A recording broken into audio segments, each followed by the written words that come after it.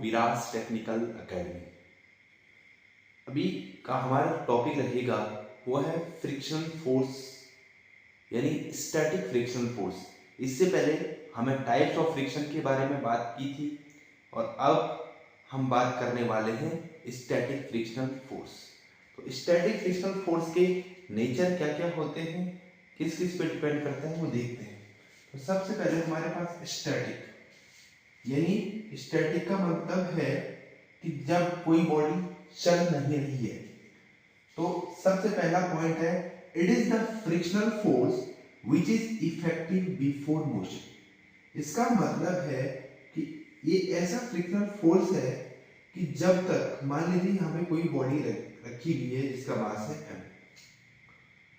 अब यहाँ पे अगर मैं कोई फोर्स अप्लाई करता हूं उस बॉडी पे तो तब ये फ्रिक्शनल फोर्स क्या आएगा, प्लेन में आएगा, स्टैटिक फ्रिक्शनल फोर्स। तो यहाँ पे कह रहे हैं it is the frictional force which is effective before motion, यानी मोशन से पहले ये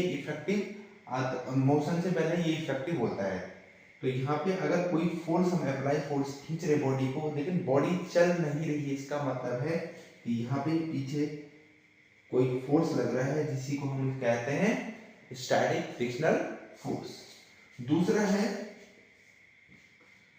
it's nature is self adjusting. इसका जो नेचर होता है वो सेल्फ एडजस्टिंग का मतलब क्या होता है कि अगर मैं कहूं कि यहाँ पे ये बॉडी है और ये यहाँ पे कोई फोर्स लगा है, तो अगर ये फोर्स हम बढ़ाते चले जा रहे हैं तो जब तक ये फोर्स इस फोर्स से बड़ा नहीं होगा तब तक बॉडी चलेगी नहीं। तो ये चलेगी कब, जब F is greater than Fs होगा। वरना आप जितना फोर्स लगाते रहोगे ये पीछे से उतने ही उसको एडजस्ट करेगा, लेकिन एडजस्ट अपनी एक मैक्सिमम वैल्यू तक करता है। ओके।